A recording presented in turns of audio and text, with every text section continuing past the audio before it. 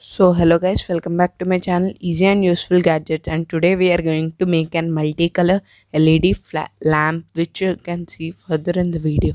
So now let's get started with an awesome intro.